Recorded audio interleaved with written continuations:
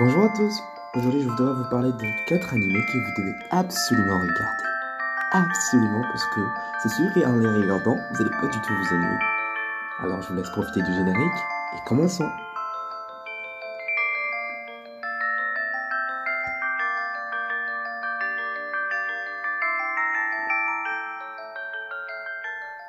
Interdiction de partir sans t'abonner.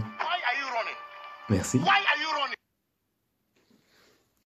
Bien sûr, comment on peut parler d'anime de nos jours sans parler de Kimetsu no Yaiba ou Demon Slayer? C'était un animé ici sur son propre manga qui a eu tellement de succès qu'il a pu battre un nombre de ventes pendant un temps One Piece. Avez-vous imaginé ça? One Piece n'avait jamais été battu en 20 ans. Et maintenant, pour plus parler de l'histoire, Demon Slayer part d'un monde qui ressemble à un Japon féodal où les humains ne sont pas totalement les seuls dominants parce qu'il existe des démons. Et ces démons, ils vivent en se nourrissant d'humains. Et ce qui se passe, c'est qu'on suit l'action d'un jeune héros qui s'appelle Tanjiro et de sa petite sœur Nezuko. Il perd toute sa famille, il ne reste que Nezuko. Et pour sauver Nezuko, il a remarqué que Nezuko ne semble plus totalement humaine. Nezuko est devenue un démon. Pourtant Nezuko est la dernière personne qu'il a au monde, il ne peut pas l'abandonner. Alors il fera tout pour la protéger et pour lui protéger lui-même et vaincre tous les démons. Surtout vaincre Muzan qui a tué ses parents. Sur sa route, il croisera beaucoup de personnes. Des gens qu'on appelle des tueurs de démons, des Demon Slayer. Et ces personnes, ils sont forts dans l'art du combat à l'épée, mais pas n'importe quelle épée. On les appelle les épées du soleil, les lames du soleil. Et seulement ces lames peuvent tuer les démons. Tanjiro est quelqu'un de têtu, mais de brave et de courageux. Et sa bêtise fait de lui quelqu'un d'attachant et qu'on ne peut pas oublier. Je vous laisse avec une scène aussi de ma scène préférée des Demon Slayer.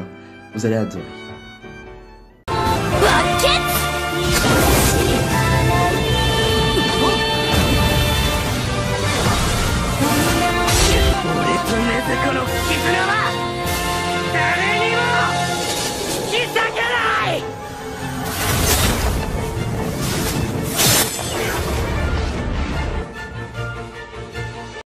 Je sais que vous l'avez deviné.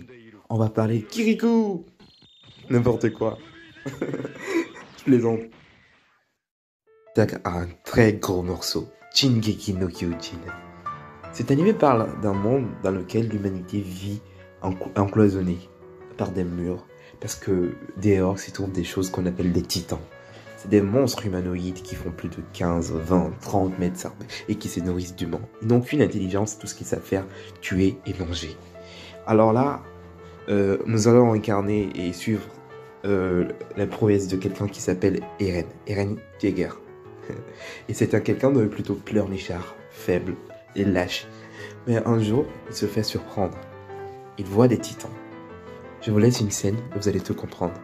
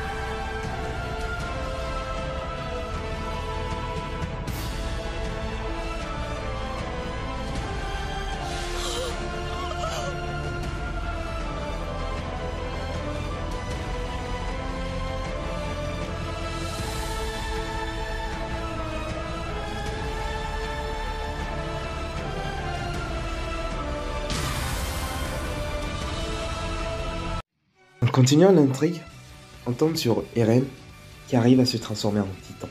Lui-même il n'en sait rien. Mais grâce à ses nouveaux pouvoirs, il a bien envie de changer la donne et de vaincre et de tuer tous les titans.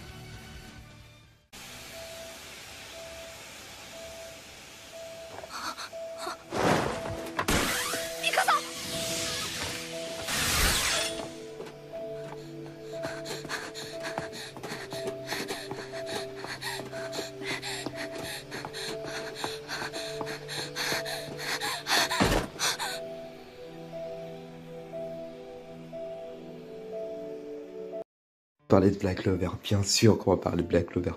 Black Clover est en train de devenir un monument de l'animation japonaise.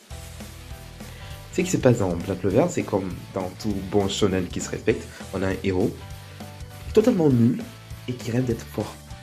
Et le héros cette fois-ci, c'est un jeune garçon aux cheveux blancs argentés qui s'appelle Asta. Et qui, dans ce monde-là, tout le monde a de la magie, tout le monde a une sorte de pouvoir magique qui lui permet de faire des combats ou d'autres prouesses extraordinaires.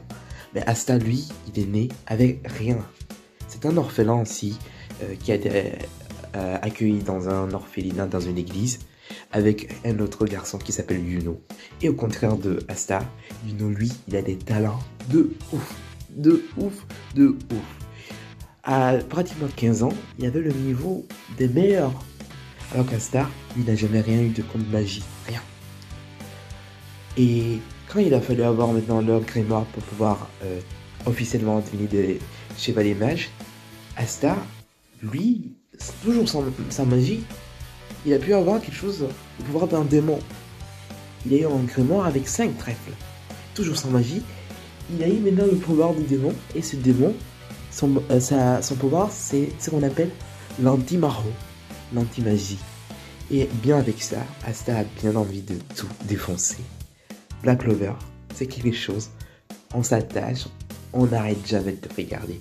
Parce que tous les jours, on est bluffé par Asta.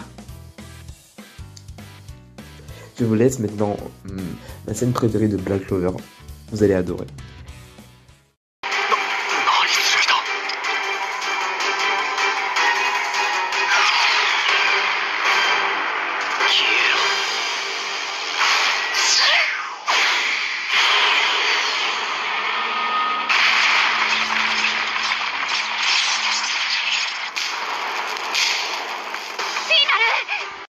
Death Note, c'est un anime issu d'un manga qui a fort fait fureur, surtout vers les années 2008-2009.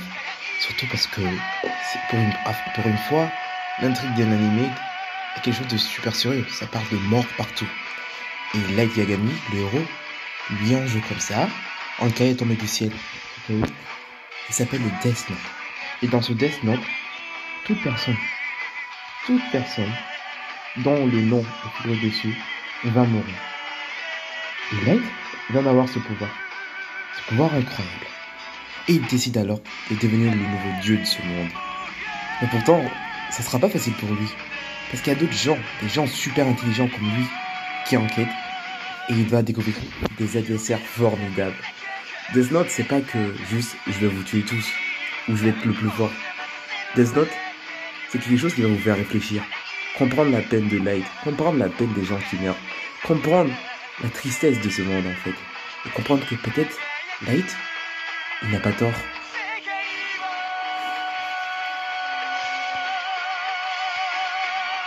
Les amis, d'avoir regardé cette vidéo, je vous en remercierai encore plus si vous pensez à vous abonner, parce que cette chaîne, on va pas parler que de science, bien sûr, on va parler de beaucoup de choses, de tout ce qui m'entoure et tout ce que j'aime surtout. Je crois que c'est ça qui est bien dans la vie, parler et de faire ce qu'on aime. Alors, rejoignez la famille, abonnez-vous et à la prochaine. Merci.